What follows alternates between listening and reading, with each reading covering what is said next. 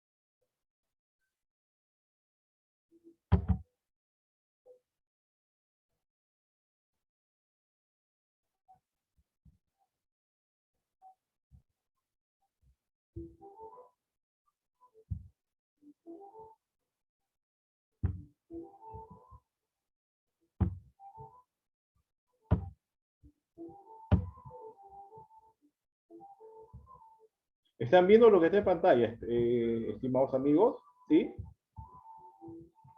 Ok. ¿Están viendo, no? Estábamos en la última clase, nos habíamos quedado en un tema muy importante que es necesario, es menester profundizarlo. Todo lo que es obras, ya,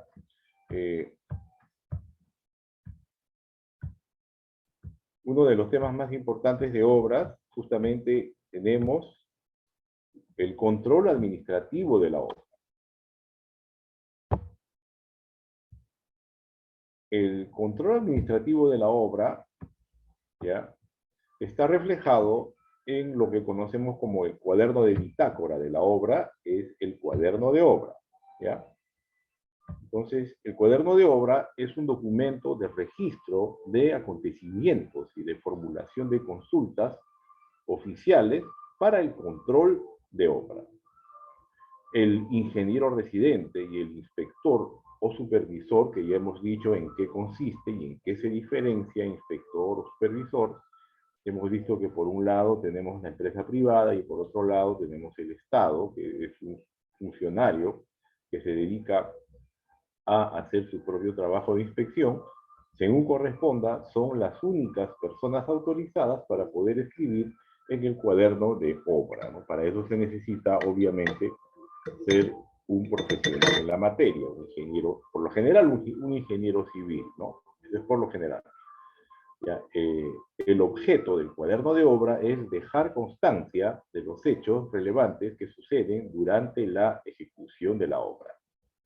Aquí es conveniente que el cuaderno de obra sea revisado diariamente por el inspector o por el supervisor y que se evite dejar periodos sin anotaciones. El original del cuaderno de obra debe permanecer en la obra, siempre y cuando hayan las garantías de seguridad suficientes bajo la custodia del residente. No confundir este cuaderno de obra con el cuaderno de reclamaciones o libro de reclamaciones, que es otro tema muy diferente. Claro, son temas también de índole administrativo igualmente, pero son temas muy distintos. Tenemos aquí un modelo de cuaderno de obra, ustedes pueden ver en la fotografía, ¿no? Entonces, este es un ejemplo, ¿no?, real de un cuaderno de obra, ¿no?, firmado por un ingeniero residente, ¿ya?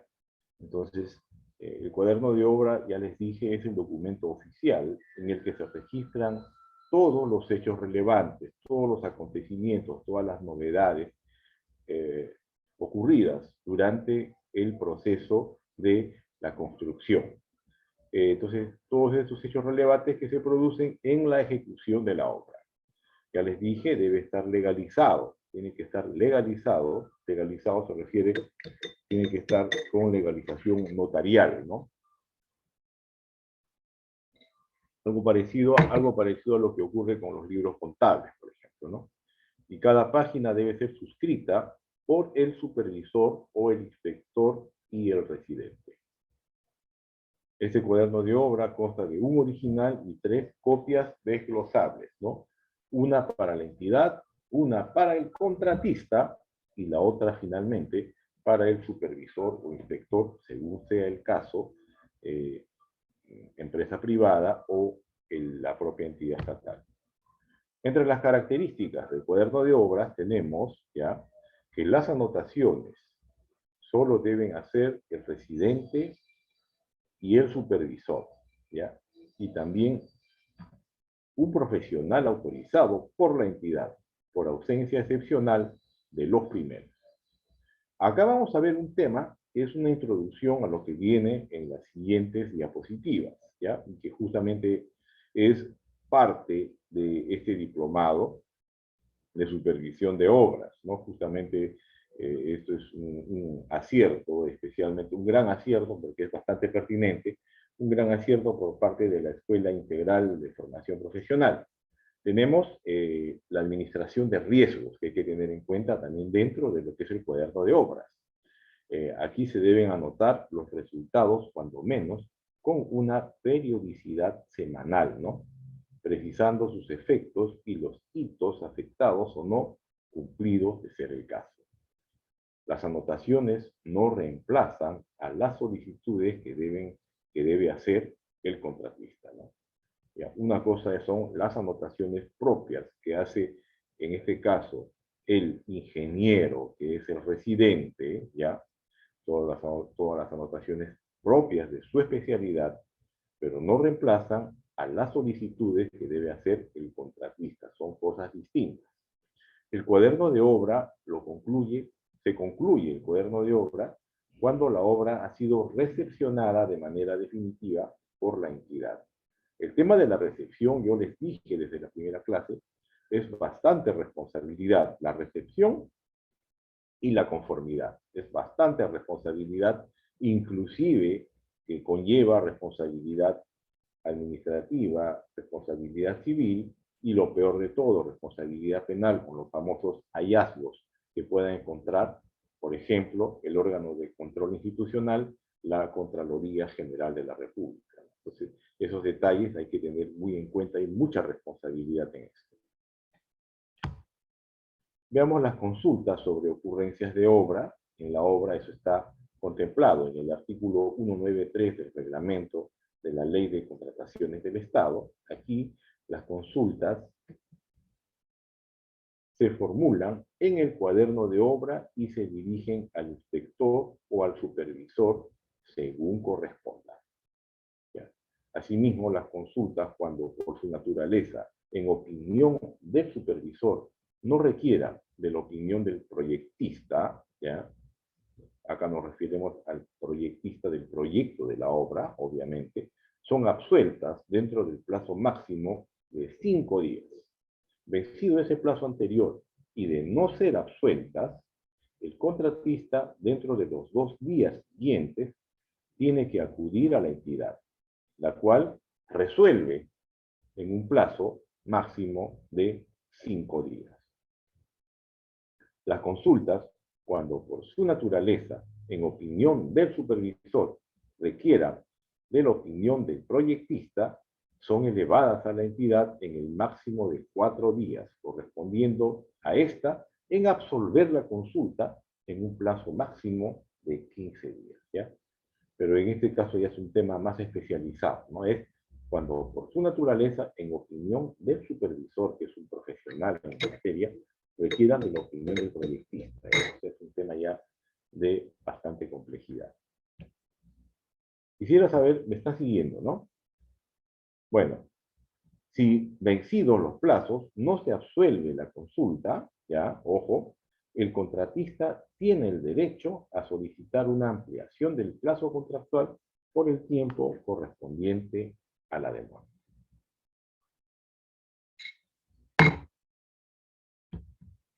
Esto sería, entonces, con eso ya estaríamos terminando el tema doctrinario de lo que son obras y este último tema importantísimo que todos ustedes seguramente han estado preguntando respecto al cuaderno de obras.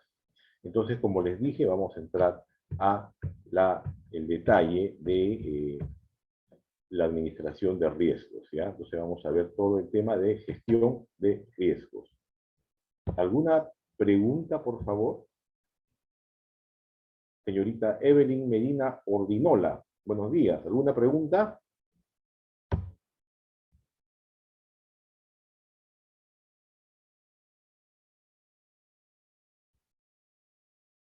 Señorita Raquel Soto, ¿alguna pregunta sobre el particular?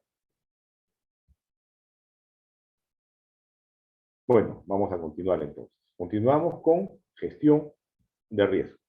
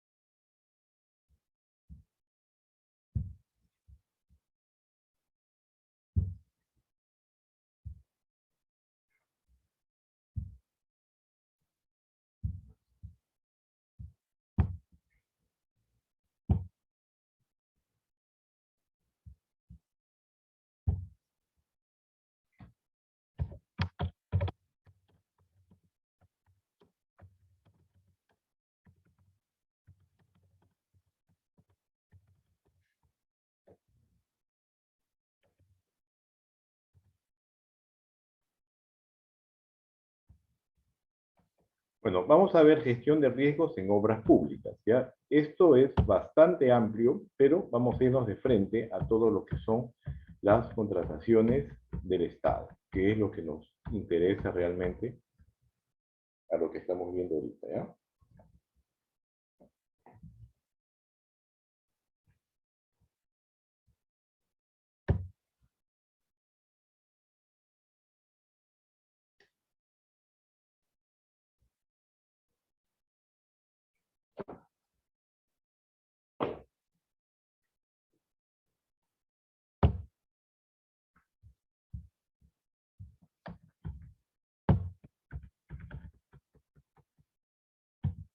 Gestión de riesgos en la inversión pública, ¿ya?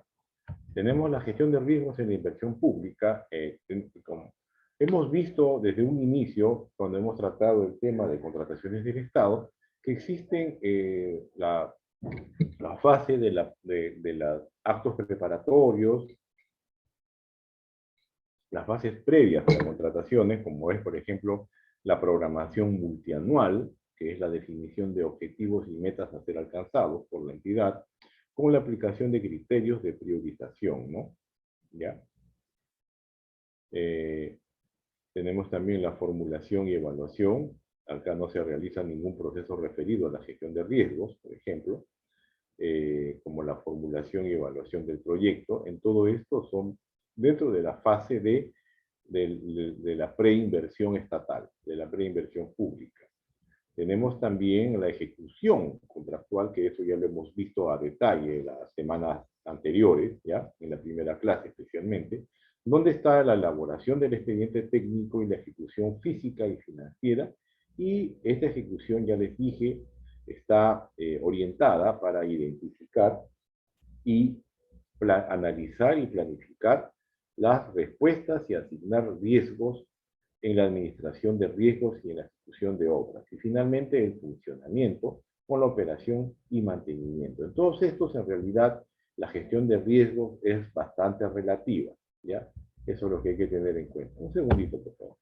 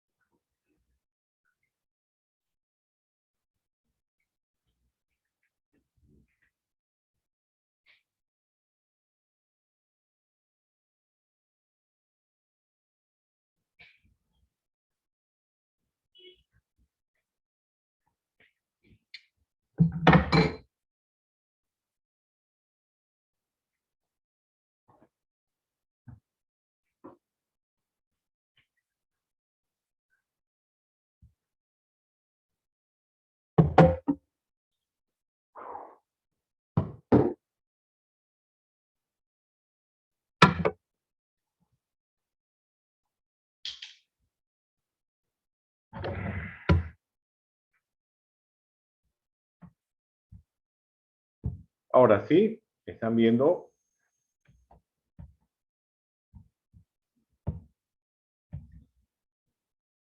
Sobre este tema de gestión de riesgo tenemos disposiciones en la propia ley de contrataciones, ¿ya?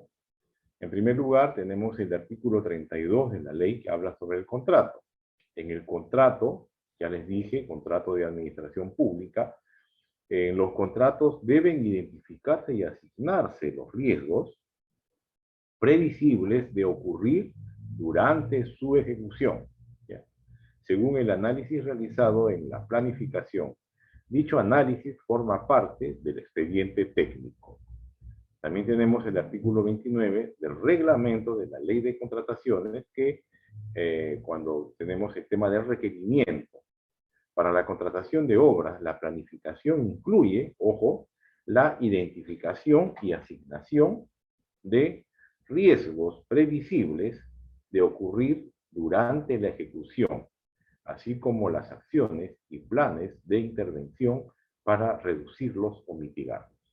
El análisis de riesgos implica clasificarlos por niveles o mitigarlos, ¿no? O sea, si se puede eliminar el riesgo, sería mucho mejor. En el peor de los casos, que no se pudiera eliminar el riesgo, en todo caso mitigarlos. En todo caso mitigarlo, ¿qué significa? Tratar de neutralizarlos, ¿ya? El análisis de riesgos implica la clasificación por niveles en función, en primer lugar, a su probabilidad de ocurrencia, a su impacto en la ejecución de la obra. El artículo 138 del reglamento de la Ley de Contrataciones del Estado también nos habla sobre el contenido del contrato, ¿ya? Aquí, tratándose de contratos de obra, se incluye además las cláusulas que puedan identificar los riesgos que pueden ocurrir durante la ejecución de la obra, ¿ya? Y la determinación de la parte del contrato que los asume durante la ejecución contractual.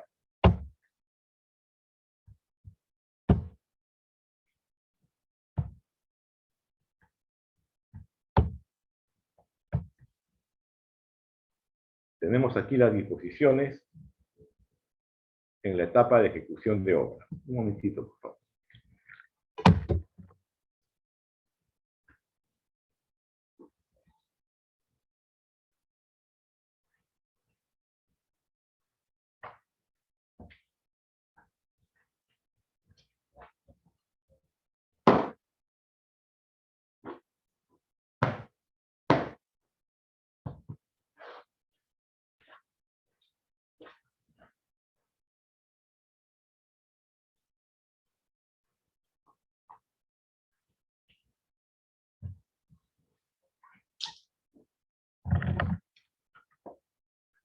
Estas disposiciones en la etapa de la ejecución contractual, tenemos el artículo 177 del reglamento que nos habla sobre la revisión del expediente técnico. Aquí el contratista presenta al supervisor o inspector de la obra, ya les dije de qué trata cada uno de ellos, un informe técnico de revisión del expediente, técnico de obra que incluya, entre otros, las posibles prestaciones adicionales, en primer lugar, riesgos del proyecto y otros aspectos que sean materia de consulta. Veamos por qué es tan importante este tema de la gestión de riesgos en obras públicas. Recuerden ustedes que el tema de obras públicas es el tema bastante, ¿no?, con una buena cantidad de inversión por parte del Estado, ¿no?, una buena cantidad dineraria, ¿no? Acá tenemos no solamente el tema de ejecución de obras, sino también el tema de la supervisión propia, ¿no? El tema de la contratación de especialistas en la materia, que son bastante costosos, ¿no? Entonces, lo mejor es evitar el riesgo, ¿no? Ya hemos visto nosotros en las clases anteriores, por ejemplo, que tantas inversiones públicas, especialmente en contratación de obras, ¿no? En ejecución de obras, en suelos que no son lo más convenientes, en suelos que están por derrumbarse, ¿no? Esas obras que están cerca del acantilado de la Costa Verde, por ejemplo, para ponerles un ejemplo, ¿no? Entonces, imagínense si los riesgos no son contemplados, la cantidad de dinero del Estado que prácticamente se va a desperdiciar. En el artículo 187 del reglamento de la ley de contrataciones tenemos también las funciones del supervisor. Ya en el numeral 1 indica que la entidad controla los trabajos efectuados por el contratista a través del inspector o supervisor, quien es el responsable de velar directa y permanentemente por la correcta ejecución técnica, económica y administrativa de la obra y del cumplimiento del contrato, además de la debida y oportuna administración del riesgo durante todo el plazo de la obra. En nuestro artículo 192 del reglamento de la ley, tenemos la notación de ocurrencias, ¿no? ¿Ya? Entonces, aquí los profesionales autorizados para anotar en el cuaderno de obra evalúan permanentemente el desarrollo de la administración de riesgos, debiendo anotar los resultados cuando menos con periodicidad semanal. O sea, hay que anotar todas las novedades relacionadas a los riesgos que puedan ocurrir, ya por lo menos semanalmente, precisando sus efectos y sus hitos afectados o no cumplidos, de ser el caso.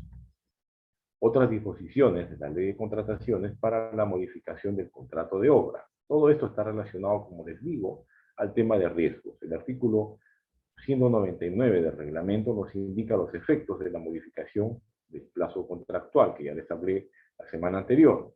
Es como parte de los sustentos, se requiere detallar los riesgos que dieron lugar a la ampliación de plazo. El artículo 205 del reglamento de la ley de contrataciones también nos señala sobre las prestaciones adicionales.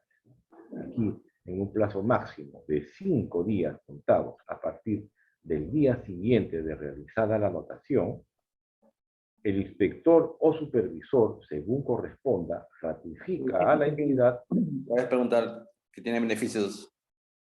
Señor Dioses, está con el micrófono prendido. ¿Desea usted preguntar algo? Señor Henry Dioses está con su micrófono prendido. ¿Desea usted preguntar algo? No, perdón. Ok.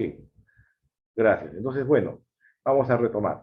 En el artículo 205 del reglamento de la ley de contrataciones del Estado tenemos las prestaciones adicionales. Aquí, en un plazo máximo de 5 días, contados a partir del día siguiente de realizada la anotación, el inspector o supervisor, según corresponda, ratifica a la entidad la anotación realizada, adjuntando un informe técnico que sustente su posición respecto a la necesidad de ejecutar la prestación adicional.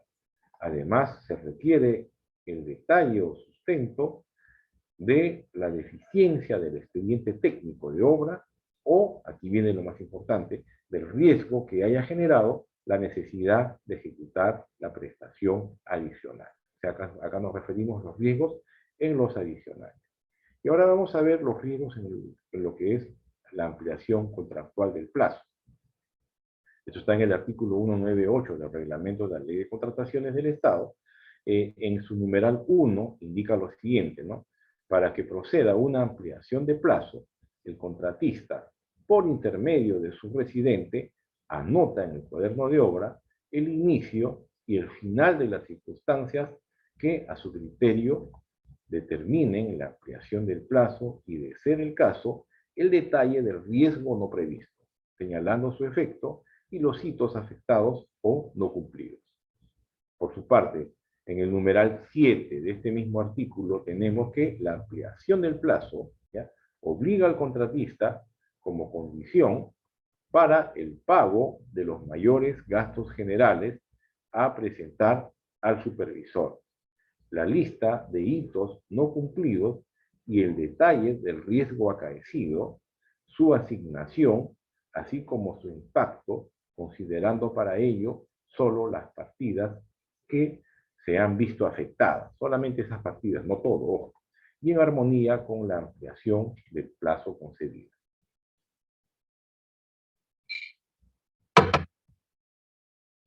Existe esta directiva 012 del 2017 OCE sobre la gestión de riesgo en la planificación de ejecución de obras. Esta directiva tiene como finalidad precisar y uniformizar los criterios que deben ser tomados en cuenta por las entidades para la implementación de la gestión de riesgos en la planificación de la ejecución de obras. Como objeto, ya tenemos el establecer disposiciones complementarias para la aplicación de las normas referidas a la identificación y asignación de riesgos previsibles de ocurrir durante la planificación de la ejecución del contrato de obras públicas. Y como alcance, tenemos que esta directiva es de cumplimiento obligatorio para todas las entidades que se encuentran bajo el ámbito de aplicación de la normativa de contrataciones del Estado, así como para los proveedores que participen en las contrataciones que realicen las entidades. Esto es muy, muy interesante, porque por lo general uno piensa que la responsabilidad solamente recae en los funcionarios y servidores públicos, ¿no?, del Estado, obviamente, pero en este caso también tiene alcance a los proveedores, o sea, a los inversionistas privados que apuestan por el Estado, ¿no? Entonces, todo esto también hay bastante responsabilidad. Veamos el tema de la suscripción, el tema de mitigar los riesgos, ya, en la contratación pública. Tiene todo un proceso. En primer lugar es identificar los riesgos. En segundo lugar, el analizar los riesgos. En tercer lugar, planificar la respuesta a los riesgos. En cuarto lugar, asignar los riesgos. Y finalmente, administrar los riesgos, ¿no? Esto se da dentro, como ya les dije, conforme las normas anteriores expuestas, en la elaboración del expediente técnico de obra, en la aprobación del expediente técnico y en el procedimiento de selección para ejecución de obra. Aquí, al elaborar el expediente técnico, se incluye el enfoque integral de gestión de los riesgos previsibles de ocurrir durante la ejecución de la obra. Esto está en el anexo 1 y 3, que vamos a verlo después. Después también tenemos el incluir en la proforma de un contrato las cláusulas que permitan identificar y asignar los riesgos y la determinación de la parte del contrato que deben asumirlos durante la ejecución contractual. Entonces ya estamos viendo que dentro de la ejecución hay que tener en cuenta que hay dos aspectos importantes, ¿no?, que son separados, ¿no? Y que tienen una administración por parte de proveedores distintos. Ojo, uno es ejecución de la obra, ¿ya? Que es quien construye, digamos, la construcción de un edificio, ejecución de la obra. Y por otro lado, la supervisión de la obra, que es otro contrato para buscar quién va a supervisar esa obra. Por eso ya les dije, el tema de obras públicas es muy costoso, muy complejo, y por esa misma razón tiene muchos mayores mecanismos de control. Y también, obviamente, de neutralizar, mitigar y, si es posible, bloquear por completo cualquier riesgo que pueda ocurrir. La entidad, a través del supervisor, debe realizar la debida y oportuna administración de los riesgos. Y ya les dije, esto también tiene que ser anotado en el cuaderno de obra que ya les expliqué en la sesión anterior. Vale decir, hace un poquito más de media hora, hemos hablado sobre el tema del cuaderno de obras, con periodicidad semanal. Veamos ahora cuál es la identificación de riesgos en tema de obras públicas. Tenemos varios detalles que es pertinente señalar. En primer lugar, el riesgo de errores o deficiencias en el diseño, que repercutan en el costo o en la calidad de la infraestructura, el nivel del servicio o puedan provocar retrasos en la ejecución de la obra. En segundo lugar, tenemos el riesgo de construcción que generan sobrecostos y o sobreplazos durante el periodo de construcción. En tercer lugar, el riesgo de expropiación de terrenos, en el que el encarecimiento o la no, el encarecimiento o la no disponibilidad del predio. Ese también es muy peligroso, esto es muy, por eso eso también es parte de responsabilidad de la misma entidad, porque el terreno donde se va a construir, ya les dije, tiene que estar debidamente saneado. A ustedes ya se les ha compartido, para que lo puedan ver en la etapa asincrónica de este diplomado, ya, de material relacionado a la doctrina de los contratos, ¿no? El tema de la doctrina de los contratos, ahí ustedes van a poder apreciar el saneamiento que tiene que hacer, el saneamiento de vicios ocultos, ¿no? ¿Cuáles son esos famosos vicios ocultos, ¿no? Todo tiene que estar debidamente saneado. Y en este caso sí, la responsabilidad sería por parte del Estado por no haber saneado un terreno, ¿no? Imagínense un terreno donde se está construyendo el hospital regional de Lambayeque, Chiclayo, ¿no? Imagínense ese terreno, un hospital de última generación que tiene los últimos avances en la tecnología, en la medicina, y se han invertido millones y millones de soles ahí. Imagínense eso.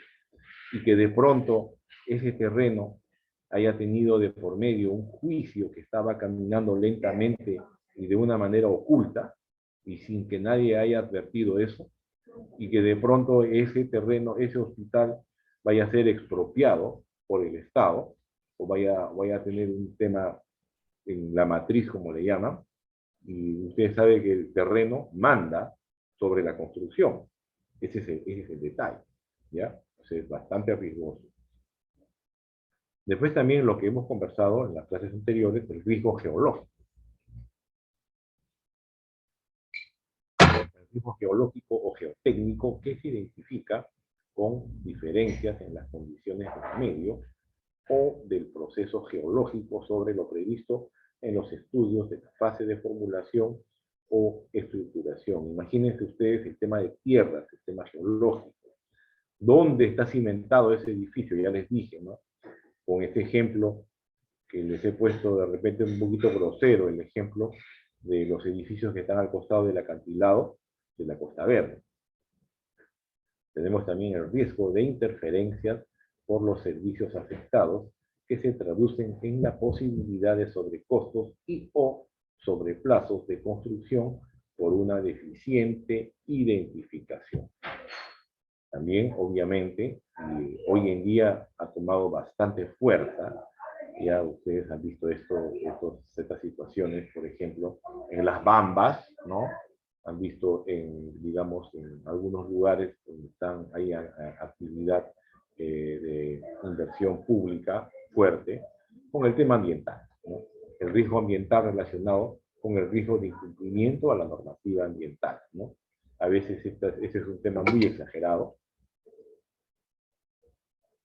y que está destinado prácticamente a bloquear proyectos, ¿no? A bloquear el desarrollo de un lugar, porque una inversión pública no solamente son los interesados por un lado la entidad y por otro lado el proveedor, ¿no?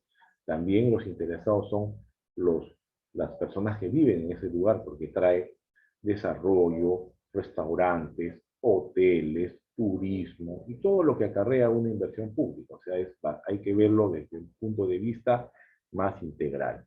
También existen los riesgos arqueológicos que se traducen en hallazgos de restos arqueológicos significativos, ¿no?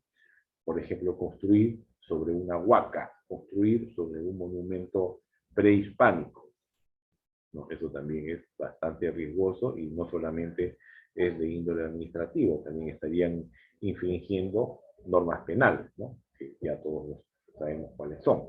Los riesgos de obtención de permisos y licencias derivado de la no obtención de algunos de los permisos y licencias.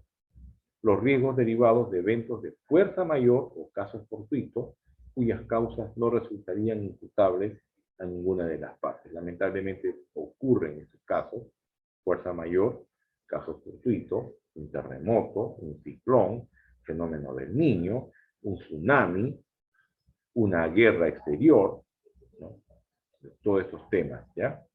Los riesgos regulatorios o normativos de implementar las modificaciones normativas pertinentes que sean de aplicación, además de los riesgos vinculados a accidentes de construcción y daños a terceros. Por ese tema de accidentes de construcción, bien tiene que evaluarse el tema de los seguros. También es una situación importantísima. El tema de los seguros es importante. Veamos acá estos cuadros, que vamos a pasar rapidito, en el anexo 1, la planificación de respuestas a riesgos. Acá este cuadro podemos ver las acciones o planes de intervención a seguir para evitar, mitigar, transferir o aceptar todos los riesgos identificados. Tenemos también el análisis cualitativo de riesgos de obra, ¿no? Estos ya son detalles que va a quedar dentro de esto ya lo compartí anoche con los señores representantes de la Escuela Integral de Formación Profesional, para que ustedes tengan este material y lo puedan profundizar en su momento asincrónico. La asignación de riesgos de obra, los riesgos asignados, esto es importante, esto es para que lo tengan como anexo. Vamos a ver ahora los riesgos asignados al contratista, vale decir, al inversor privado con la entidad, al inversionista privado. Veamos la responsabilidad por parte del proveedor o contratista, ¿ya? En la responsabilidad del proveedor o contratista tenemos durante el procedimiento de selección, de revisar detalladamente los riesgos asignados en el expediente técnico, por ejemplo las bases, o analizar y en función de ello preparar una propuesta económica que tenga una utilidad prevista, ¿no? Esta es la responsabilidad por parte del proveedor, ¿no? Durante el procedimiento de selección, ¿no? Tiene que ver los pros y los contras hasta qué nivel es utilitario para él o no. Tampoco no podemos exigir al proveedor prácticamente que se sacrifique. Acá nadie se sacrifica. Estamos hablando de un tema de negocio. Estamos hablando de inversión privada en el sector público, con las contrataciones públicas. El inversionista privado no va a arriesgar tampoco, y el Estado tiene que tomar sus medidas, justamente lo que estamos conversando, de gestión de riesgos. durante la ejecución de la obra, el proveedor contratista tiene que elaborar un plan de gestión de riesgos también, asignados a identificar nuevos riesgos que puedan perjudicar los objetivos, como por ejemplo los plazos, los costos y la calidad. ¿Ya? O sea, ese es un tema que no solamente atañe al Estado, a la entidad pública, sino también, como ya lo hemos dicho, a el contratista, al proveedor. ¿Cuáles son los riesgos asumidos, en este caso, por la entidad pública?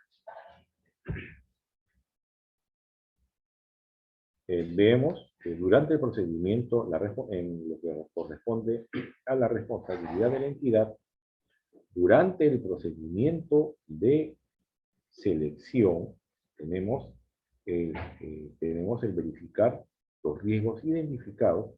En caso de poder identificar nuevos riesgos, debemos incluir en la matriz de asignación previo análisis.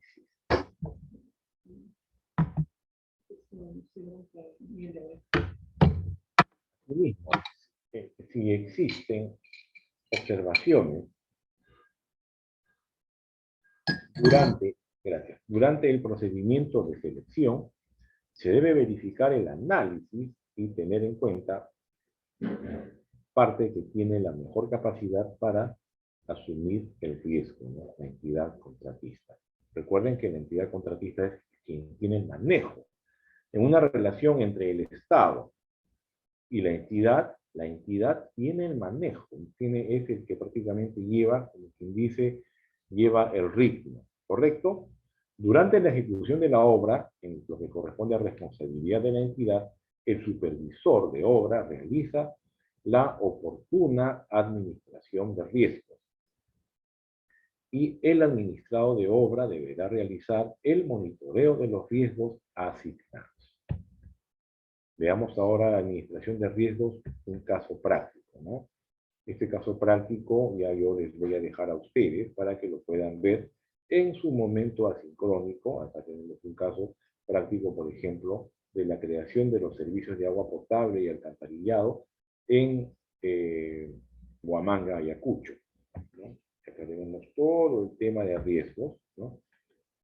¿Cuál es el tema de análisis de riesgo? El impacto, ¿ya? La probabilidad de ocurrencia, el impacto, la priorización de riesgo, cómo ha sido clasificado, cuáles son las estrategias para poder mitigar ese riesgo o para poder evitarlo, si es posible, ¿no?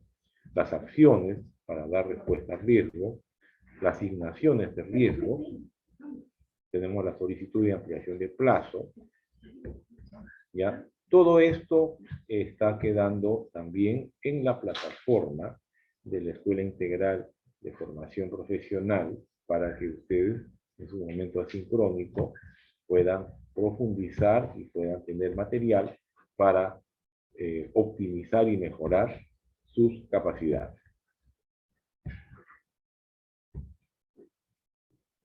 Hoy en día estamos, es decir, de un paréntesis que hago, hoy en día estamos ya, a Dios gracias, estamos saliendo de esta emergencia COVID, de esta emergencia de esta pandemia tan devastadora a nivel mundial, ¿no? Especialmente la devastación se dio en los años 2020 y comienzos del 2021.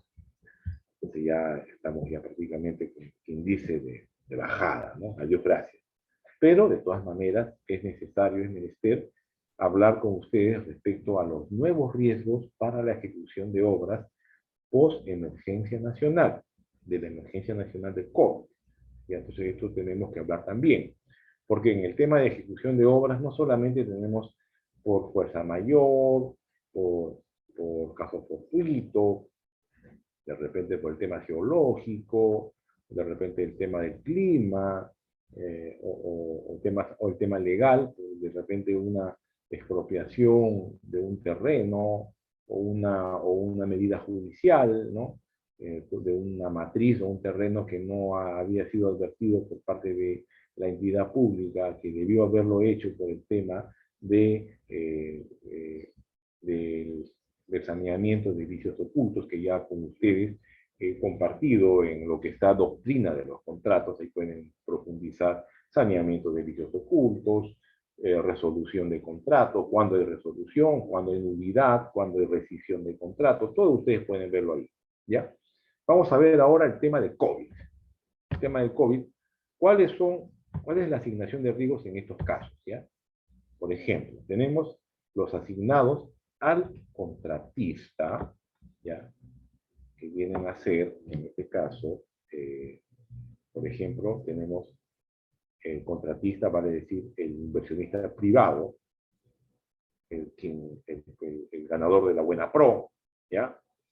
Tenemos, por ejemplo, la falta de capacidad de reclutar personal para el reinicio de una obra. La disminución de capacidad financiera para asumir costos inmediatos. Los costos elevados de implementación del plan para la vigilancia, prevención y control del COVID-19. Y la demanda de personal profesional médico y asistencial. Es todo un rollo, es todo un tema este tema, lo ocurrido en el COVID. Imagínense las construcciones que se han realizado durante la época más dura de la pandemia. ¿Qué iban a hacer con el personal que era infectado, que era contaminado con esta pandemia? ¿Qué iban a hacer con el personal? Imagínense en épocas que todavía no había vacuna, en épocas que la gente no estaba vacunada y la gente comenzaba a morirse, que los balones de oxígeno quedaban chiquitos y estaban disparados en sus precios, ¿no? Entonces, imagínense todo lo que ocurrió. Es bastante complicado la verdad. Si hagan un ejemplo, si ustedes quisieran construir de repente en un terreno que tengan su casita, una casa de 2 pisos, digamos, y con todos los requisitos que le pone la municipalidad que incluyen estos riesgos, en esta gestión de riesgos contra el COVID, ¿no? Que debe tener los implementos de bioseguridad, el control de temperatura, control de repente, hoy en día están viendo que si está vacunado o no. Imagínense cuando ocurre un problema, ahí viene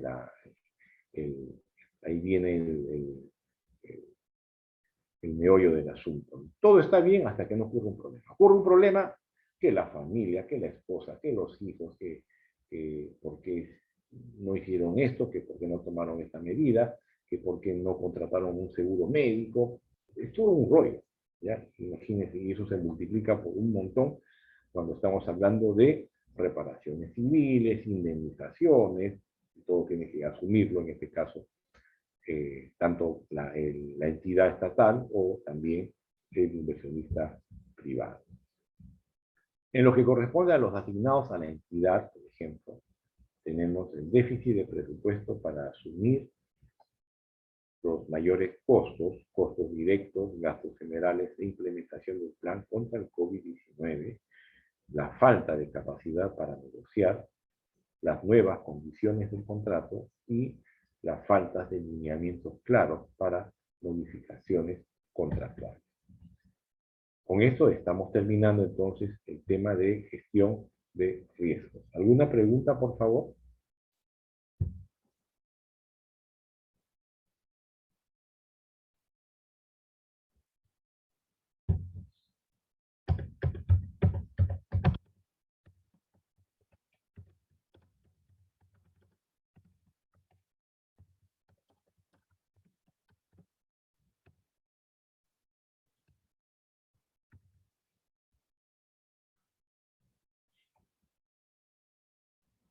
¿Ninguna pregunta?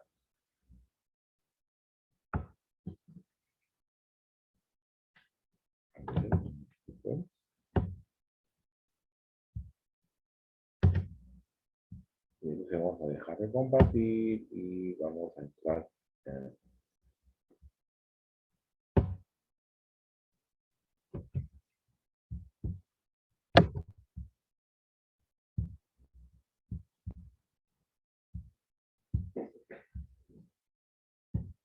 A ver.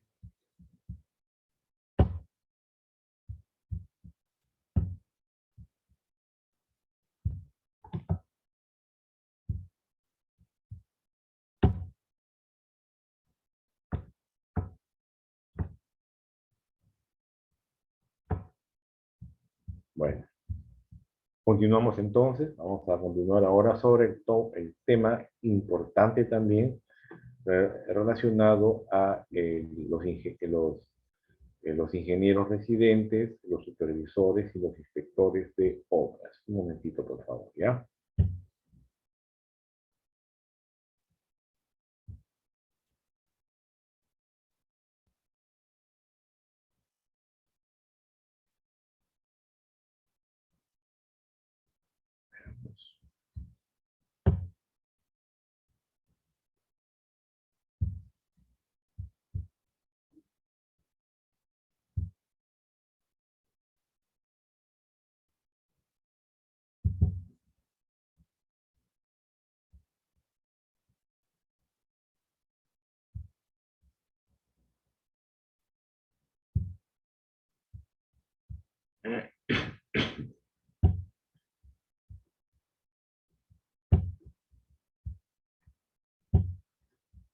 ¿Ya? ¿Están viendo lo que está en pantalla, estimados amigos?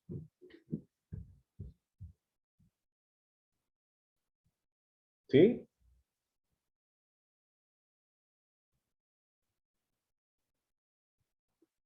Vamos a preguntarle, ¿ya? ¿Están viendo lo que está en pantalla?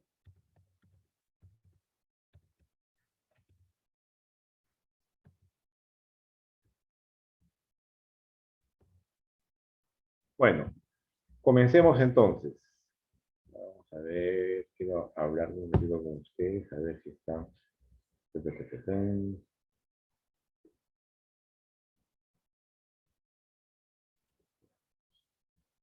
¿El señor Henry Dioses se encuentra? Señor Henry Dioses.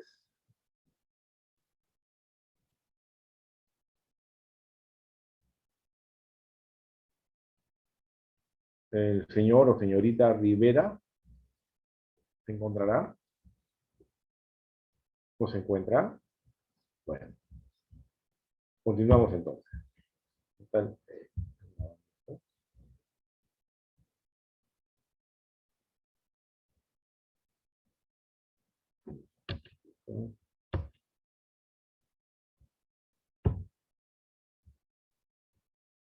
está grabando, qué bien. Ya, vamos a continuar entonces.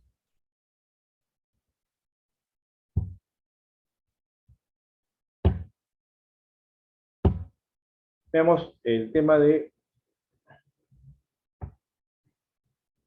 residencia y supervisión e inspección de obras públicas, ¿ya? Como introducción a este tema tan importante de supervisor e inspector de obra, tenemos que una de las actividades más importantes en una obra, ¿ya? Una de las actividades más importantes en una obra es la supervisión técnica, la cual comprende el empleo de una metodología para poder realizar la actividad de vigilancia de la coordinación de actividades.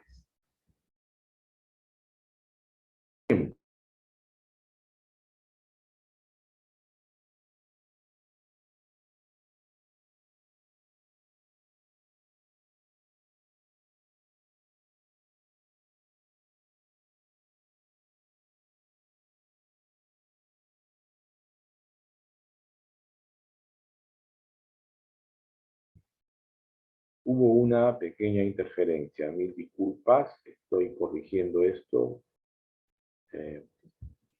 Ahora sí, volvemos a lo que estábamos viendo. Habremos perdido unos cuantos segundos nada más, felizmente. Ahora sí. Entonces, vamos a volver a... Vamos a ver la residencia y supervisión e inspección de obras, ¿ya? Este también es un tema muy importante, es un tema bastante especializado en todo lo que es supervisión de obras públicas. Y tenemos como introducción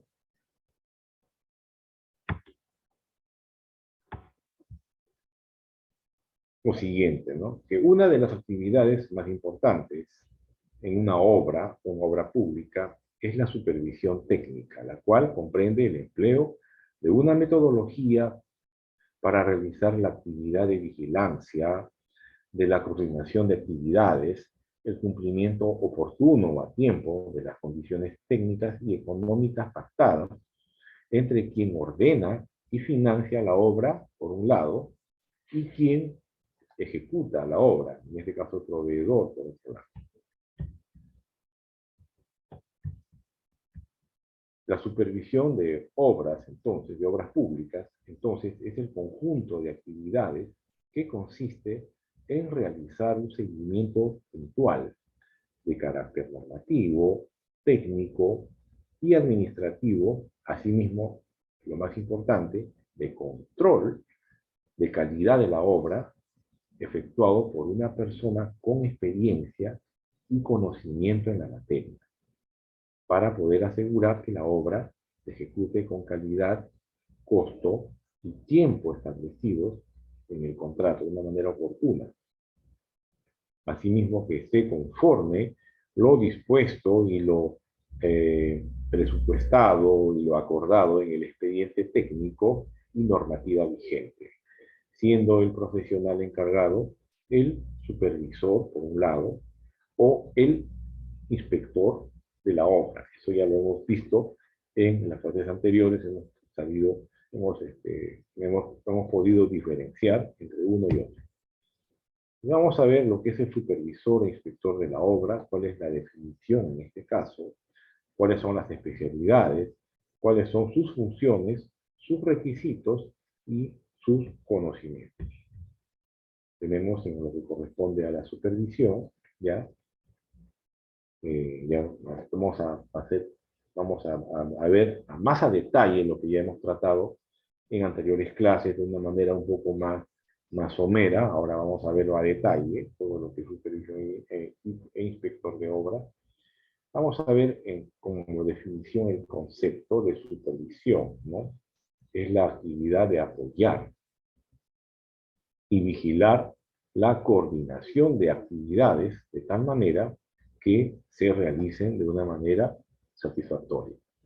Entonces, como supervisor e inspector tenemos, en general, en ambos casos, ¿ya?, que es la persona representante de la entidad que financia la obra, que realiza la actividad de supervisar la obra de ejecución que realiza el contratista, teniendo el objetivo de controlar tiempo, calidad y el costo de la obra.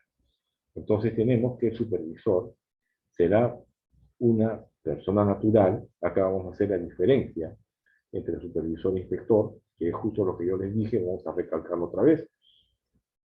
Supervisor será una persona natural o jurídica especialmente contratada para tal fin.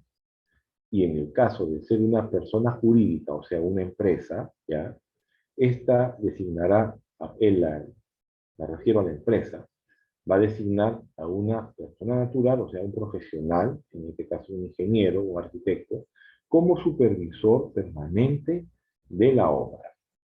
Los supervisores de obra son contratados como resultado del proceso de selección de contrataciones públicas, que ya lo hemos visto en la primera clase, en la primera sesión.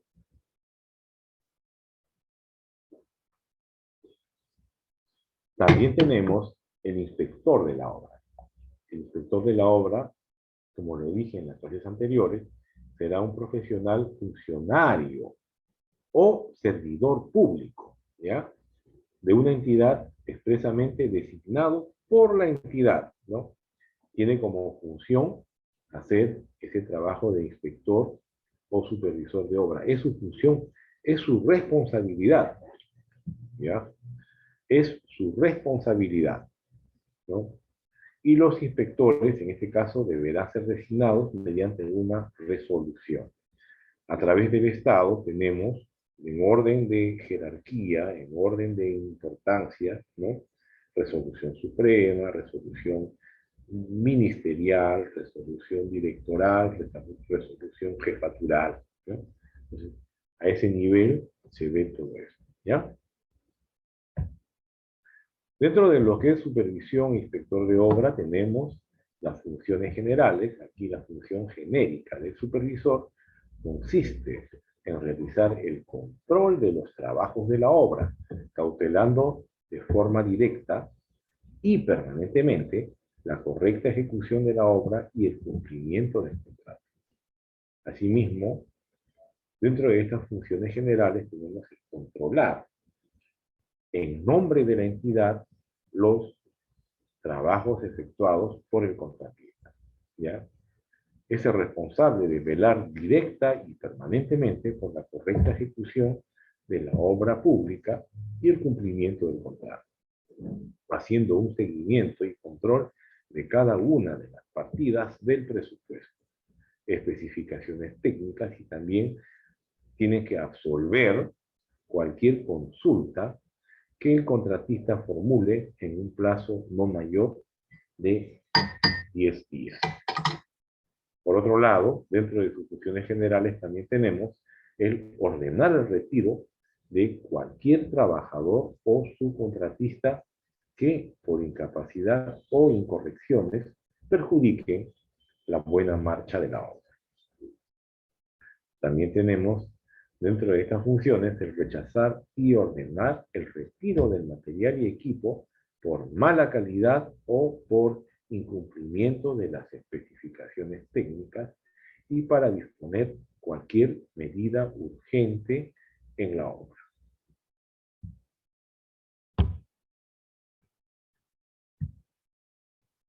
Dentro de las funciones específicas del supervisor e inspector de obras, hay que tener en cuenta que este profesional es capacitado, váyase el profesional, el ingeniero, por ejemplo, que actúa durante varios procesos en la construcción, prestando un servicio periódico mediante el cual unge de asesor técnico, ¿ya?, proporcionando orientación y control en la misma, de manera que en líneas generales este profesional, ingeniero, especializado en temas de obras públicas, tiene que realizar estas acciones antes del inicio de la obra, durante la ejecución de la obra y posteriormente al término de la obra. En primer lugar, antes del inicio de la obra, tiene que realizar el reconocimiento del área del proyecto, la revisión del expediente técnico, la elaboración y presentación del informe de dicha revisión con recomendaciones oportunas para subsanar eventuales deficiencias, omisiones o adicionales. Por otro lado, durante la ejecución de la obra, tiene que supervisar temas tan importantes como el control técnico, el control del contrato, el control económico financiero, el control de las medidas de seguridad, el control de avance de la obra y el control de calidad, control de tiempo, control de costos, y sustentado mediante sus correspondientes informes que como profesional, ¿quién mejor que él para poder hacerlo?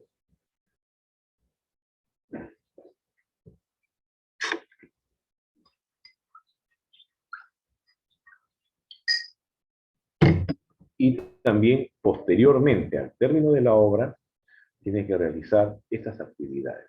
En primer lugar, las pruebas de puesta en marcha, de ser el caso, participar en la reflexión de la obra, ya les dije, hay bastante responsabilidad en ello, y de estar en el contrato formular la liquidación de la obra, asimismo la revisión de la liquidación final de la obra y el informe final de la obra.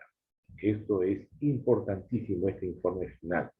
Este informe final es lo que realmente al final es evaluado cuando existieran problemas por la Contraloría General de la República. Entonces, las funciones del supervisor se pueden clasificar según el tipo de control que ejerce. Por ejemplo, control de precio. En el control de precio tenemos, tiene que evaluar, tiene que supervisar el tema de adelantos, usos y amortizaciones, ¿ya?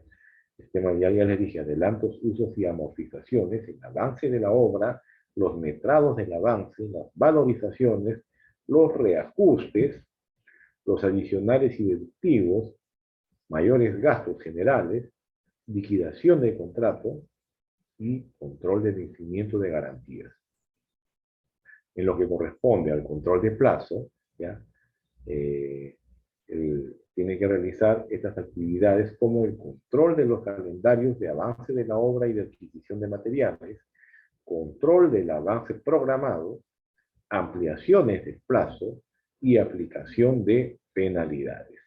En lo que corresponde al control de calidad, tiene que realizar la revisión del expediente técnico, verificar el cumplimiento del expediente técnico de obra, el control de procesos constructivos, el control de calidad de materiales, el control de calidad de instalaciones, el control de ensayos y pruebas, el control topográfico, el control de calidad de trabajos ejecutados, control de maquinaria y también el control del personal idóneo. Y lo que corresponde al control de obligaciones contractuales, tiene que verificar la seguridad que esté efectuado en base al cumplimiento de normas específicas, el impacto ambiental, los permisos y licencias, tener en cuenta la existencia o no de restos arqueológicos, el reconocimiento del área del proyecto, la presentación de informes quincenales, mensuales, de control de calidad por adicionales, por ampliaciones de plazo, entre otros. Asimismo, control de documentos necesarios para iniciar la obra. Asimismo, participar en la entrega del terreno, que es muy importante, y utilizar, ya les dije, ya les expliqué de qué se trata, con ejemplos, con fotografías, inclusive de casos reales, utilizar el cuaderno de obra. Hasta el momento, ¿alguna pregunta, por favor? ¿Ninguna? Ya, un momentito.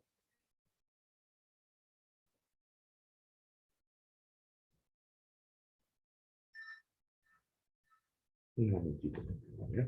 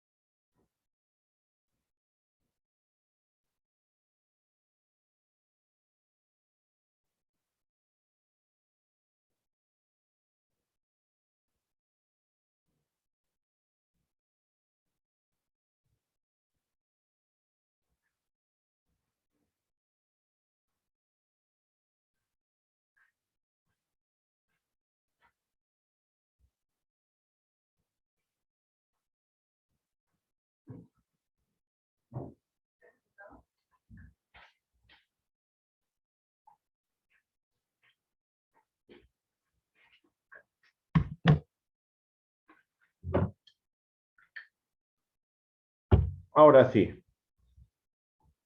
Ahora sí vamos a ver el tema de los conocimientos que tienen que tener el inspector o el supervisor de obras, que por lo general, que siempre tiene que ser un profesional, ingeniero o arquitecto en la materia, ¿no? Con conocimientos de, en este caso, del tema propio de su especialidad, ¿no? Que es la construcción de obras públicas. En este caso, los conocimientos del inspector o supervisor deberá tener experiencia en el tipo de obra a controlar, ¿no? Así como estudiar los planos, especificaciones técnicas,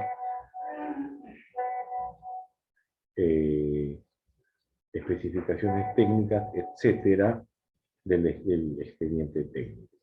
En lo que corresponde a su conocimiento técnico, deberá tener experiencia técnica en los trabajos de campo,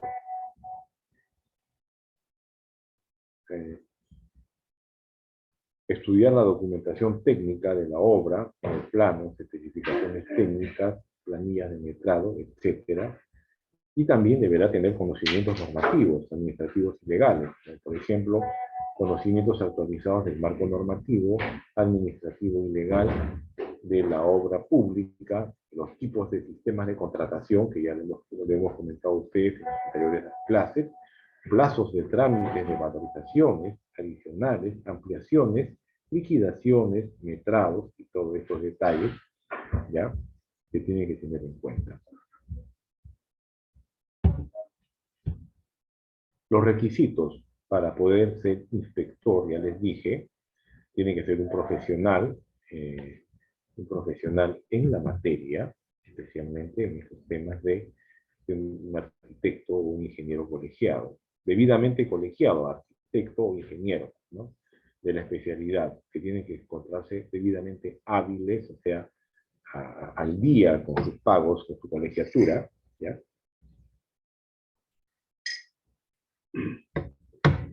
Y en el caso de inspector, además, tiene que ser un funcionario, ya les dije, o servidor de la entidad, ¿no? Ese es en el caso de inspector nada más.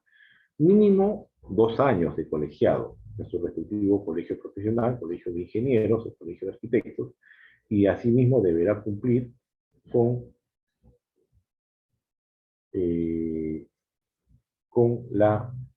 deberá cumplir con las mismas calificaciones profesionales y del residente.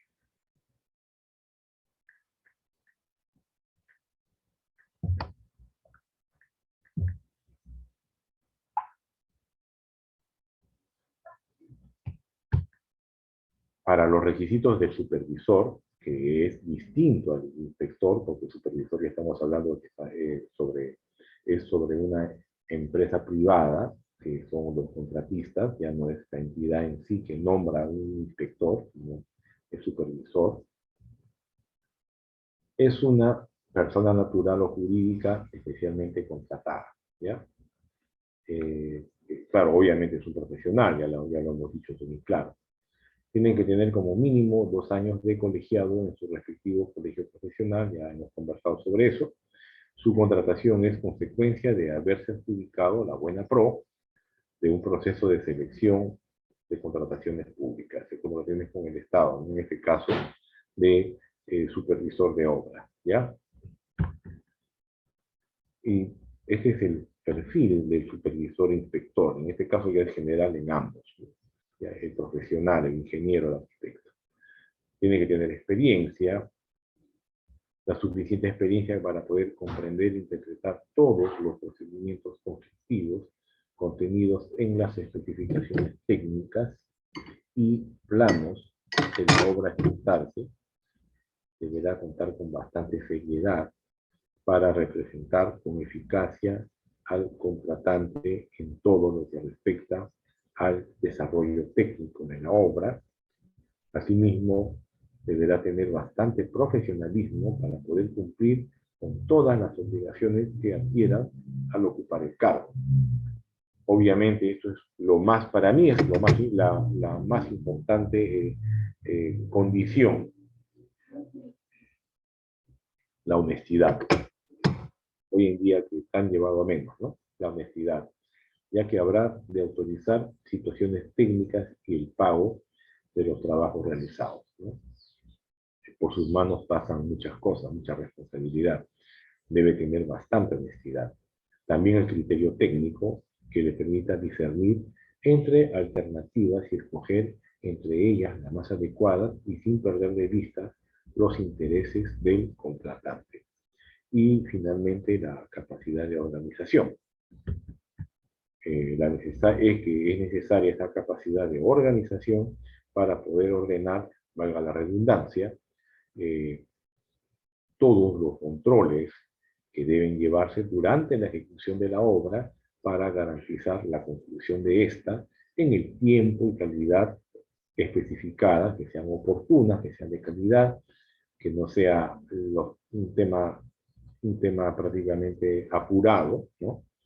Como también que sea eficiente con el costo previsto, ¿no? Con el costo adecuado.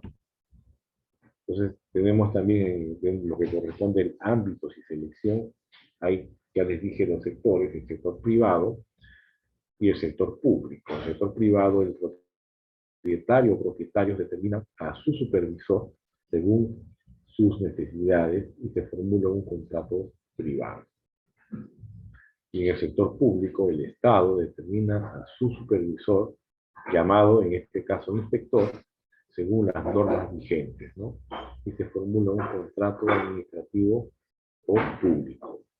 Su contratación es consecuencia de haberse adjudicado a buena pro en un proceso de selección y supervisión, y en el segundo caso tiene que ser un profesional funcionario o servidor de la entidad, en caso de los inspectores.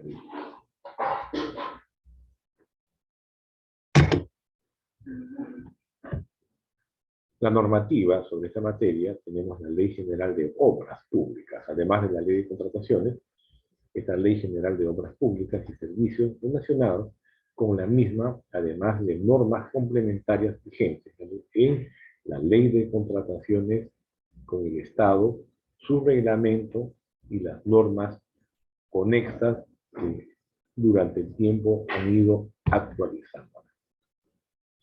¿Cuál es la importancia, en este caso, del personal de profesionales residentes, llámese inspector o llámese supervisor? En primer lugar, tenemos el vigilar el costo, el parámetro comparativo para efectuar el costo, el control de los costos de la obra, lo proporciona el catálogo de precios unitarios autorizados por la dependencia. Este catálogo es vigente en la fecha de revisión. La base sobre la cual se inicia la labor de revisión es el presupuesto, cuyo importe total corresponde con el monto total del contrato de obra. Por otro lado, tenemos que, como importancia, no solamente vigilar el costo, también vigilar el tiempo, la oportunidad. La función del supervisor consiste en vigilar que el avance de la obra se realice como lo establece el contrato de obra. Y en caso contrario, procede el primer término e informar a la dependencia, y en segundo término, obligar al contratista a adoptar las medidas adecuadas con el fin de cumplir con lo estipulado en el contrato. Aquí es cuando el presidente, llámese sector, llámese supervisor, empuja, aprieta, ¿ya? Presiona para que cumplan con el tiempo acordado, con la oportunidad, ¿no? Para la entrega de la obra. Y por otro lado tenemos también el vigilar la calidad con que se realizan las obras, ¿no? Las obras tienen que ser realizadas con bastante calidad, control de calidad, calidad de materiales, ¿ya? Calidad de diseño, calidad de infraestructura. Vigilar la calidad con que se realiza la obra, la calidad regulada, por las especificaciones, así como por las normas técnicas reglamentarias, tradicionales y expedidas por los fabricantes de materiales o equipos. El costo de la supervisión de la obra, este es un tema muy importante a darles ese detalle, ¿no? El costo de la supervisión de la obra tiene como límite el 10% del valor referencial de la obra o del monto vigente del contrato de obra el que resulte mayor. Lo que significa, por ejemplo, ¿no?, que el proyecto de la ejecución de la obra vale 1.000.000 de soles, ¿correcto? El costo de supervisión sobre ese 1.000.000 de soles, ¿ya?, tiene como límite el 10%, o sea, la supervisión se da, ¿por cuánto? Por 100.000 soles, ¿correcto? Ya es el 10%. Los gastos que genera la inspección no debe superar el 5% del valor referencial de la obra o del monto vigente del contrato de obra o que resulte mayor. Una cosa es el costo, otra cosa son los gastos, ¿no? Los gastos, por ejemplo, ¿a qué nos referimos con gastos además del costo? Gastos serían, por ejemplo, traslado de personal, gastos de viáticos, de repente gastos en lugares con temas muy complejos, ¿no? Imagínense obras que se construyan a 4.000 metros de altura, ¿no? Eso implica gastos adicionales, además de los costos para la supervisión de la obra, ¿sí? Inclusive gastos médicos, gastos de seguros médicos, considerando otros temas de complejidad. Asimismo, en función a los costos de supervisión, el monto del contrato original de supervisión de obra, más las variaciones que éste pueda sufrir, tales como la ejecución de prestaciones adicionales, aprobación de ampliación de plazo contractual, reajuste de precios, entre otras, no puede exceder de los límites antes mencionados. En lo que corresponde a adicionales, en caso en el que el residente se encuentre en la necesidad de solicitar un adicional, el procedimiento será el siguiente. En primer lugar, ya sabemos, ya hemos visto, pues ejemplos inclusive, a detalle, anotará en el cuaderno de obra lo acontecido. En segundo lugar, notificará al supervisor sobre la necesidad de un adicional. Y en tercer lugar, el supervisor verificará sobre esta necesidad. De ser considerado por el supervisor, el contratista notificará mediante documento a la entidad sobre la necesidad de este adicional.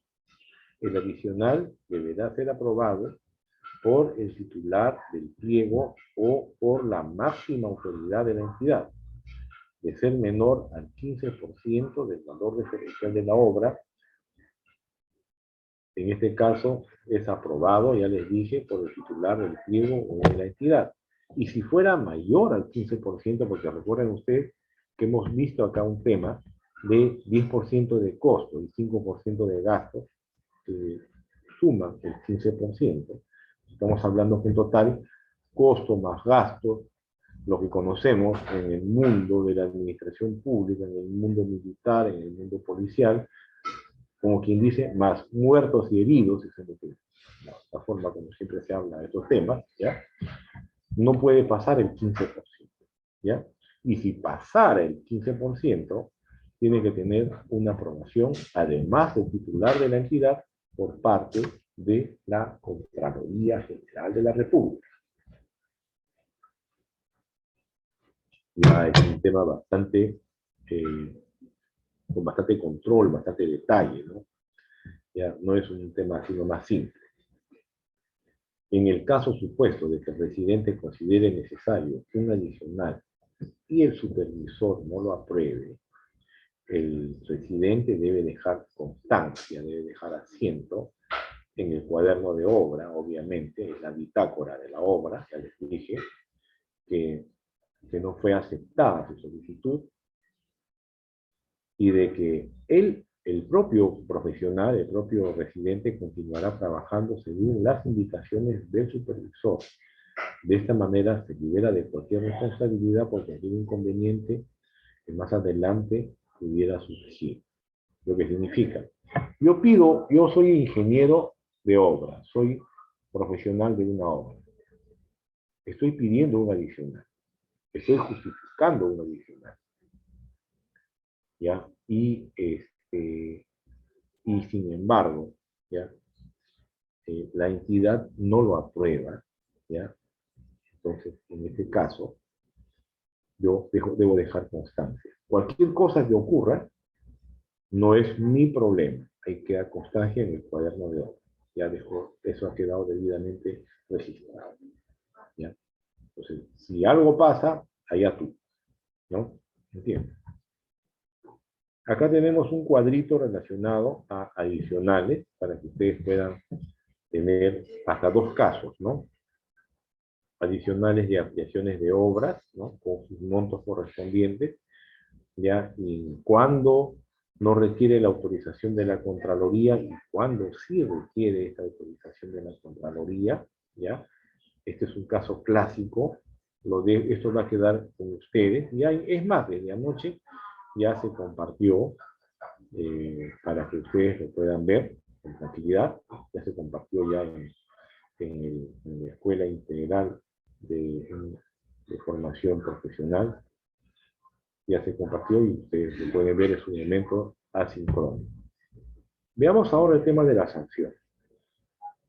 Aquí la evaluación se realiza por la más alta autoridad de la entidad a fin de poder medir el desempeño de los profesionales a su cargo. Estas podrán disponer de forma periódica y selectiva mediante exámenes y auditorías especializadas. Ya en lo que corresponde a sanciones, ¿ya?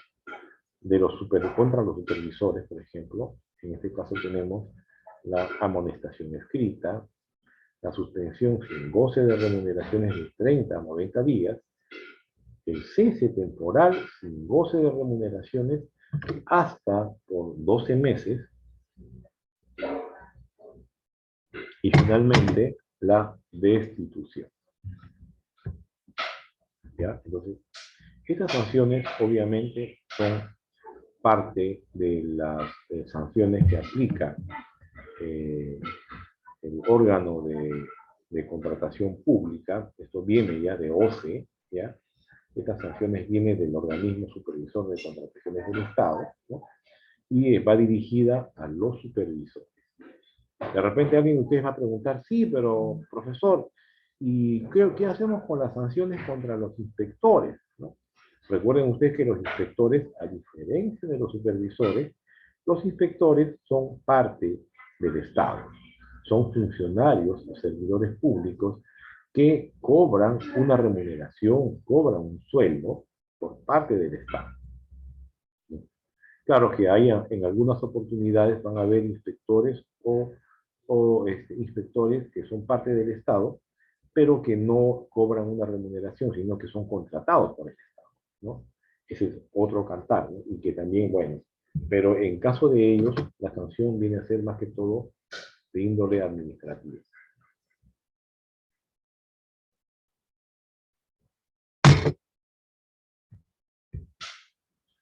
En conclusión, ya para terminar el tema de supervisores y inspectores de obra, ya vamos a retomar, vamos a recapitular, ya.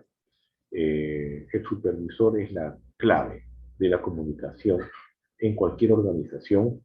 A través de él pasa toda la información, la que debe proporcionar a sus superiores y subordinados, bien sea el propietario del proyecto, contratista, presidentes, promotores, entidades bancarias o gubernamentales. Es por ello que debe canalizarse toda la información para que así sus superiores tomen las decisiones más acertadas y simultáneamente se pueda saber cuál es el trabajo que se debe hacer, cómo y cuándo debe hacerse. Eso sería todo lo relacionado a supervisión e inspección de obras públicas.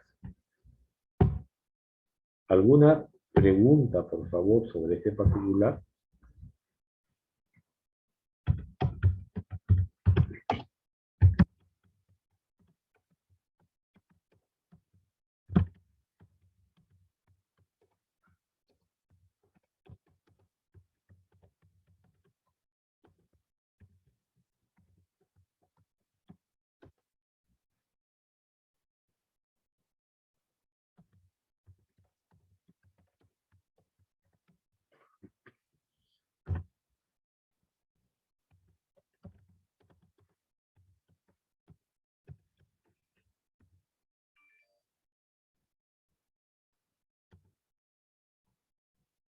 Bueno, no hay ninguna pregunta, entonces vamos a continuar con, vamos a avanzar lo que vamos a tratar en la próxima semana. Un momentito, por favor.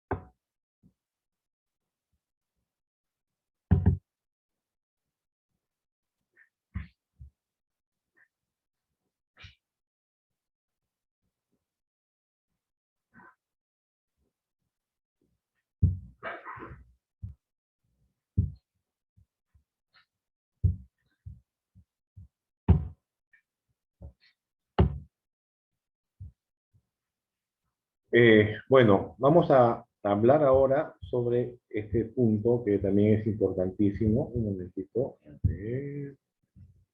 Está grabando, muy bien. Vamos a continuar entonces.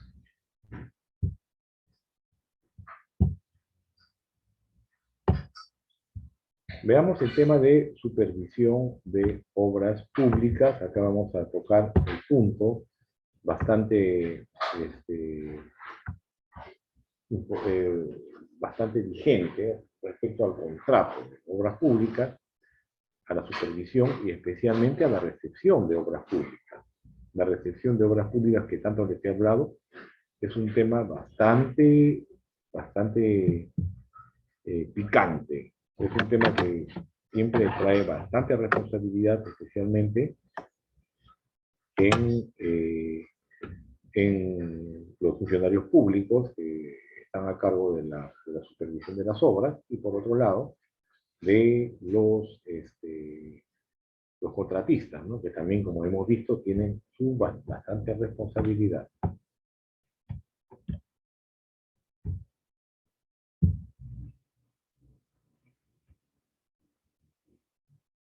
Vamos a ver el proyecto de inversión y obra pública. Aquí tenemos que una obra, que vamos a recapitular todo esto como una manera para que se vayan retroalimentándose de lo que ya hemos tratado.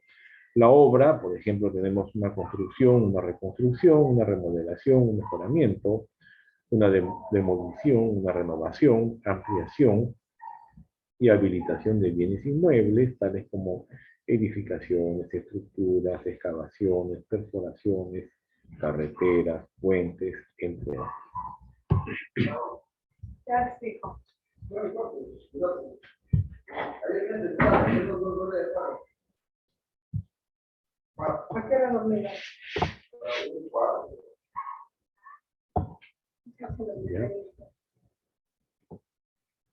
Acá tenemos la dirección técnica, el expediente técnico, la mano de obra y materiales y equipos. También tenemos el tema de proyectos de inversión, como las intervenciones temporales que se financian total y parcialmente con recursos públicos destinadas a la formación de capital físico, humano, institucional, intelectual y natural, que tengan como propósito crear, ampliar, mejorar o recuperar la capacidad de producción de bienes y servicios. Tenemos en lo que corresponde a la supervisión de la contratación pública, los artículos pertinentes de la Ley de Contrataciones del Estado, como son la supervisión de la entidad. Aquí esto está contemplado en el artículo 10, que dice que la entidad debe supervisar el proceso de contratación en todos sus niveles, directamente o a través de terceros. Cuando la supervisión sea contratada con terceros, el plazo inicial del contrato debe estar vinculado al contrato de la prestación a supervisar y comprender hasta la liquidación de la obra o la conclusión del servicio. Para iniciar la ejecución de la obra que requiera supervisión, puede designarse, ya les dije, a un inspector de obra por parte del Estado o a un equipo de inspectores en tanto se contrata la supervisión. Entonces ya les dije, la supervisión ejerce la inspección superior en trabajos realizados por otros. El contrato de supervisión de obra es uno de los temas más importantes que vamos a tratar, a dilucidarle a ustedes, ¿no? La supervisión de la obra pública, esto está en el artículo 186 del reglamento, que durante su ejecución de la obra se cuenta de modo permanente y directo con un inspector y un supervisor. Ya les dije, el inspector es un profesional, funcionario, servidor de la entidad, y el supervisor es una persona natural o jurídica, y si fuera una persona jurídica se designa mediante, por parte de la empresa que ha sido la ganadora, en este caso de Pro, y entre sus funciones, ya hemos visto esto en las anteriores diapositivas. Veamos el tema de contratos de supervisión de obra. Ya eso hemos compartido con ustedes las modalidades de contratos, ¿no? Tenemos, por ejemplo, como los sistemas de contratación, y hemos visto, he compartido también ante los amigos de la Escuela Integral de Formación Profesional, ¿no? Material suficiente para que ustedes puedan ver los sistemas de contratación, ¿no? Para consultoría de obras tenemos el esquema mixto de suma alzada, tarifas y o precios unitarios, ¿no? Por ejemplo, que el sistema de contratación es de tarifas, se debe indicar la tarifa referencial correspondiente al periodo o unidad de tiempo definido, ¿no? Y cuando se haya previsto que las actividades comprenden además la liquidación del contrato de obra, se debe desagregar el monto que corresponde a ambas prestaciones. Aquí estamos dejando estos cuadritos para que ustedes puedan profundizar en los conocimientos en materia de contrataciones públicas de obras.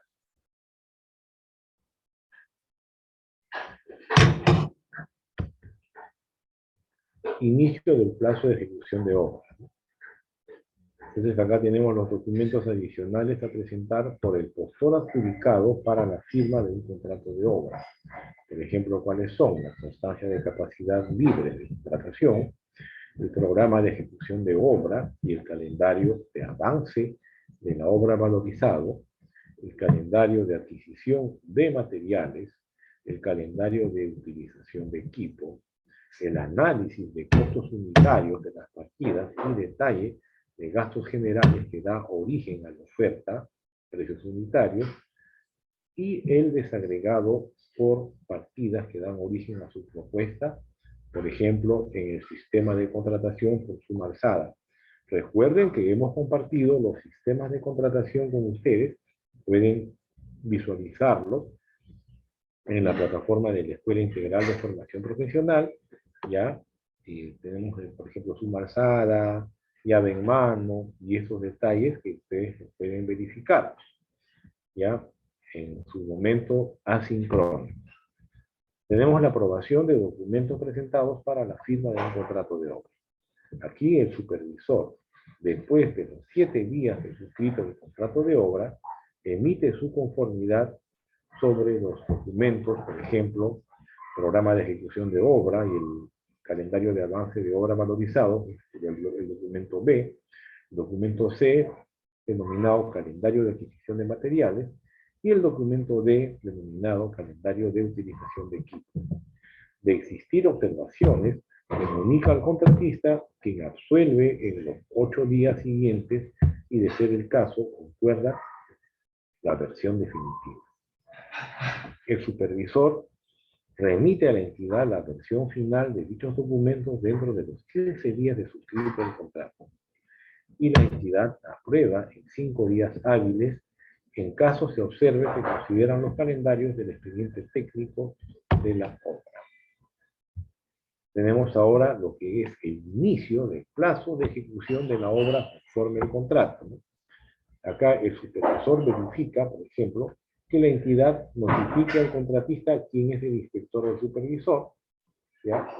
La entrega total o parcial del terreno o lugar donde se ejecuta la obra, que la entidad provea el calendario de entrega de los materiales de insumos, de ser el caso, la entrega del expediente técnico de obra completo, ¿ya? Y este expediente puede ser modificado con ocasión de la absolución de consultas y observaciones, y asimismo se haya otorgado al contratista el adelanto directo, ¿ya? Esta entrega de adelanto directo, acá estamos dejando la legislación para que ustedes puedan profundizar, está en el artículo 181 del reglamento de la ley de contrataciones, ¿no? Entrega de adelanto directo. Si no se cumplen los requisitos 1 y 2, se puede acordar la suspensión del inicio del plazo de ejecución contractual, ¿ya? Por ejemplo, acá estamos dejando un cuadro de tiempo, desde la firma del contrato, la solicitud de adelanto directo y cuando se cumplen, ¿no? En el caso de que esto se deba cumplir. Tenemos ahora el cumplimiento del contrato de obra.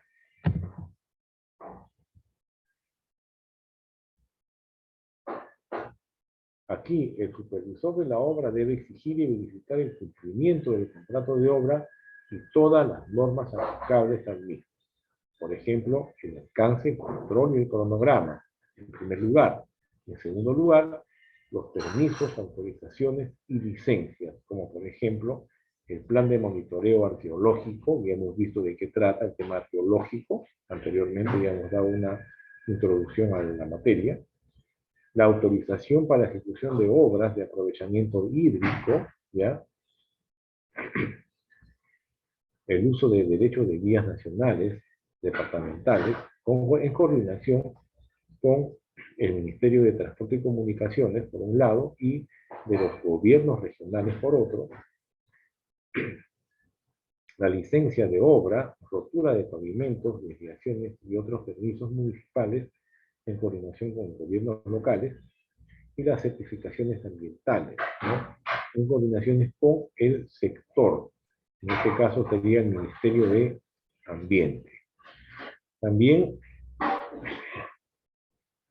tenemos la libre disponibilidad de terreno y servidumbre, que se fije, eso es responsabilidad de la entidad, y el personal clave del contratista, además de equipos mínimos de instalaciones y salud y seguridad.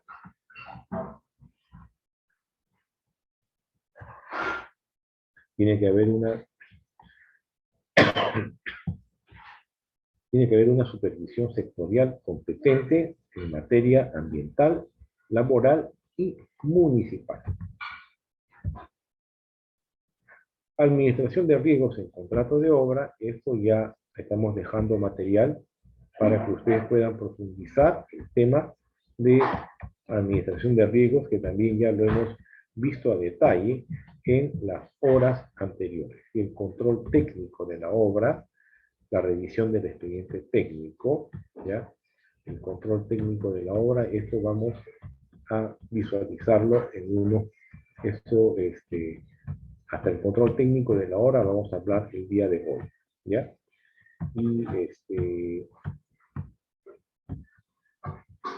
Y vamos a quedarnos en lo que es el meollo más importante, y lo que yo les dije que conlleva bastante responsabilidad en la recepción y liquidación de la obra, ¿ya? Vamos a quedar en recepción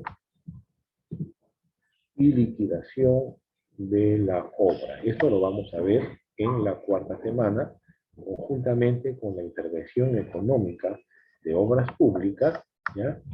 Y con los mecanismos de solución de conflictos, como por ejemplo tenemos la conciliación, el arbitraje y la junta de resolución de disputas. Entonces, vamos a terminar las clases en lo que corresponde ya a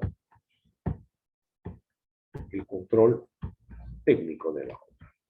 En primer lugar, tenemos la revisión del expediente técnico. Aquí el contratista presenta al supervisor o inspector de obra un informe técnico de revisión del expediente técnico de obra, que incluye, entre otros, las posibles prestaciones adicionales, riesgos del proyecto y otros aspectos que sean materia de consulta.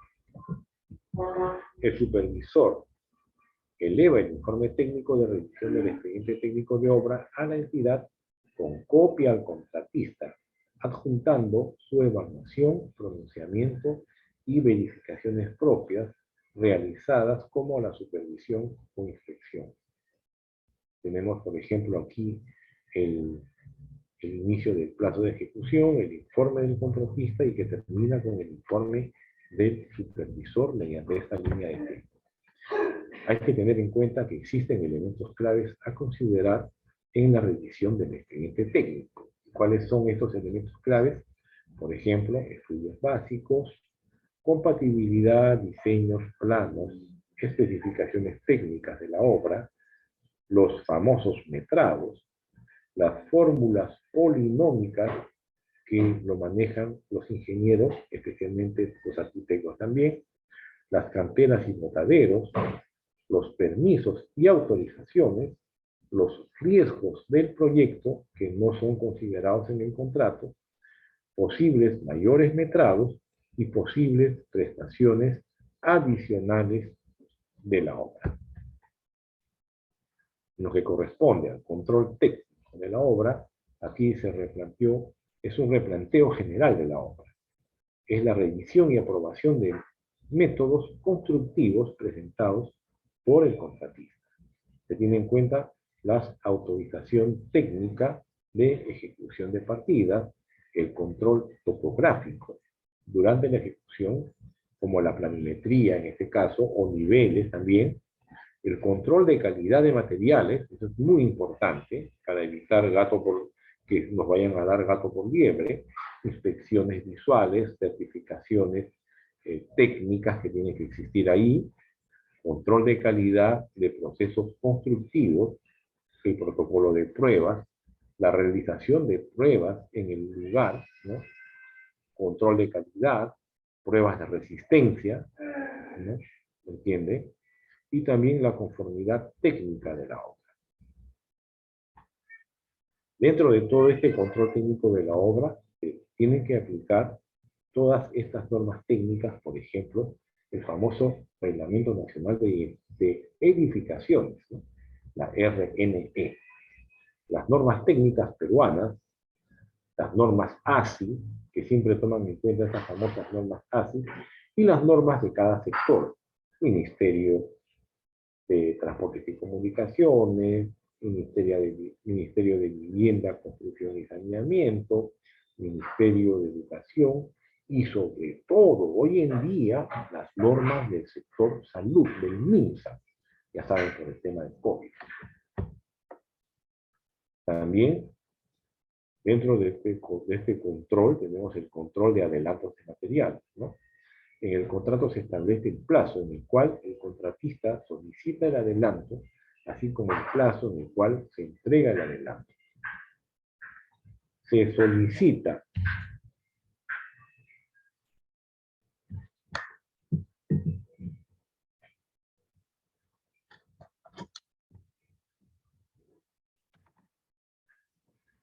solicita una vez iniciado el plazo de ejecución contractual, teniendo en consideración el calendario de adquisición de materiales.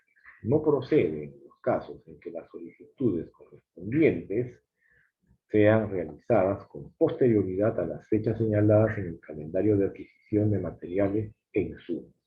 Es responsabilidad del supervisor, según corresponda, verificar la oportunidad de la solución de los adelantos para materiales e insumos de acuerdo al calendario correspondiente.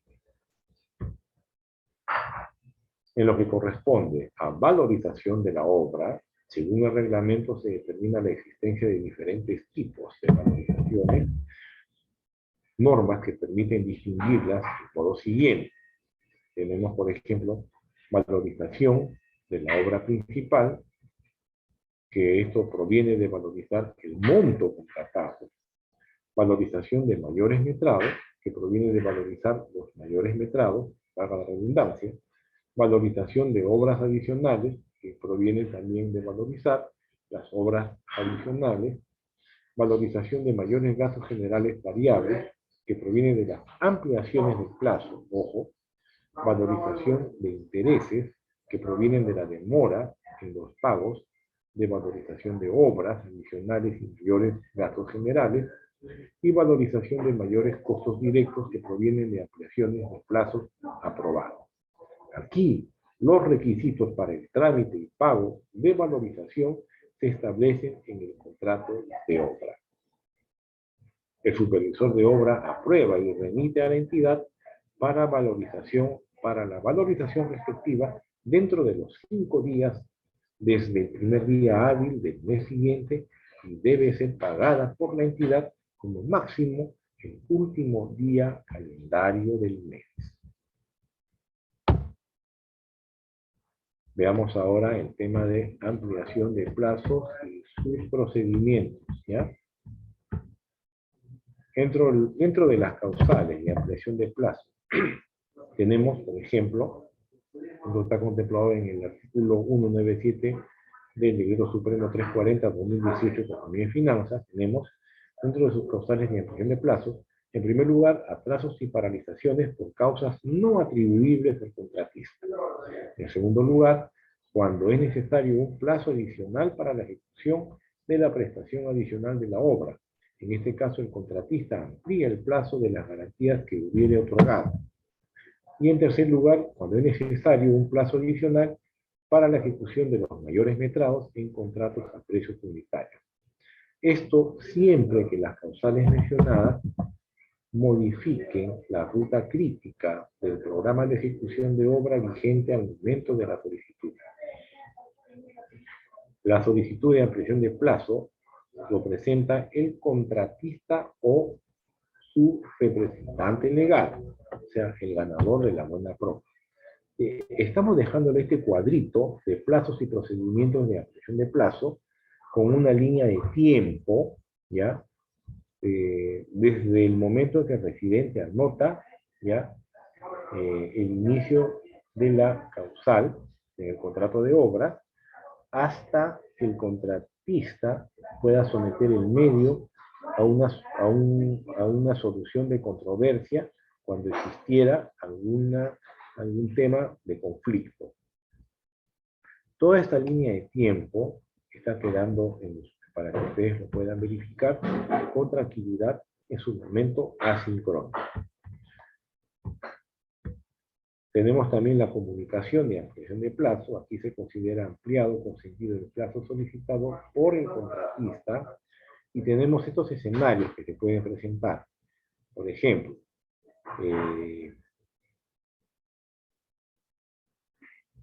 que se emite una resolución, pero se notifica después del plazo establecido. O por otro lado, no se emite la resolución en el plazo establecido. O por otro lado, se emite la resolución y se notifica dentro del plazo establecido, ¿no? En este último caso se considera correctamente comunicado o notificado. En el supuesto que se notifica después del plazo establecido, se considera ampliado con sentido el plazo solicitado por el contratista por un tema de silencio administrativo positivo. En caso que el contratista no esté de acuerdo con la decisión adoptada por la entidad, ojo, puede someter el respectivo medio de solución de controversia, ¿ya? En este caso, Junta de Resolución de Disputas, Conciliación o Arbitraje, del cual se tratará detalle en la última sesión, que es la próxima semana, y para ello tiene 30 días hábiles de comunicado.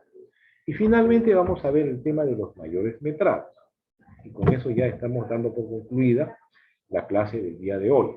Esto está establecido en el artículo 205 del Decreto Supremo 344 de 2018.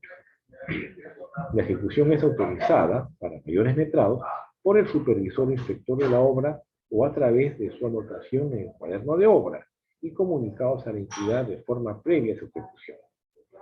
El mayor metrado significa, ya les dije anteriormente, vamos a repetirlo, es el incremento del metrado de una partida prevista en el presupuesto de obra indispensable para poder alcanzar la finalidad del proyecto resultante de replanteo y cuantificación real respecto de lo considerado en el expediente técnico de obra y que no proviene de una modificación del diseño de ingeniería.